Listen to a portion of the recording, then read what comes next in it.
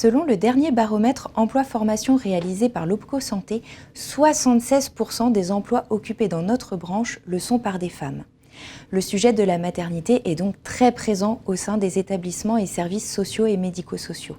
Voyons ensemble quelles sont les différentes formes de protection dont la femme enceinte doit bénéficier et dont l'employeur est le garant, dès lors qu'il a connaissance de l'état de grossesse. Au même titre que l'âge, le sexe ou encore l'appartenance syndicale, la grossesse n'est pas un motif valable pour rompre la période d'essai, imposer une mutation ou un licenciement. La protection contre le licenciement est toutefois relative, car le licenciement pour faute grave reste possible. De même, si l'employeur est dans l'impossibilité de maintenir le contrat de travail pour un motif étranger à la maternité, par exemple en cas d'inaptitude et impossibilité de reclassement. Par contre, il est interdit de notifier le licenciement de la salariée pendant le congé maternité, augmenter éventuellement du congé pathologique et des congés payés pris immédiatement après. La protection est alors absolue. Autre forme de protection pour la femme enceinte, la réduction de l'horaire de travail.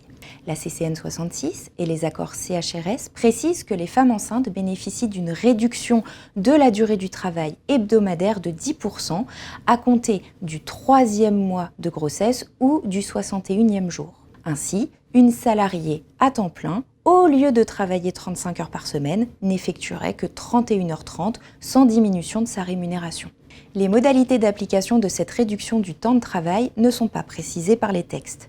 C'est à l'employeur d'en échanger avec la salariée pour définir une mise en œuvre adaptée sur la semaine.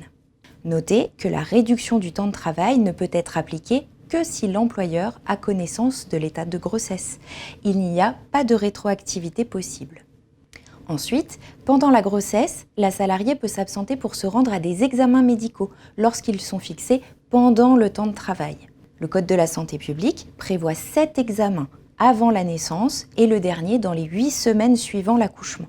Ces absences sont rémunérées par l'employeur et la salariée continue d'acquérir de l'ancienneté et des congés payés. Notez que le conjoint ou le partenaire de PACS pourra s'absenter pour 3 de ces examens au maximum.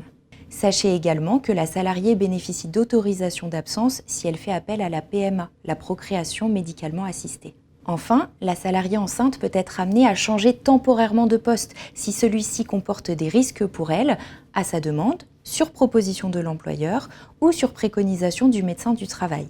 Plus largement, nous recommandons d'organiser un rendez-vous avec le médecin du travail pour vérifier la compatibilité du poste avec l'état de grossesse. Au retour du congé de maternité, une visite de reprise doit être organisée pour un retour dans les meilleures conditions. L'employeur doit également proposer à la salariée un entretien professionnel. Enfin, si elle le souhaite, la salariée pourra bénéficier d'un temps quotidien pour allaiter son enfant.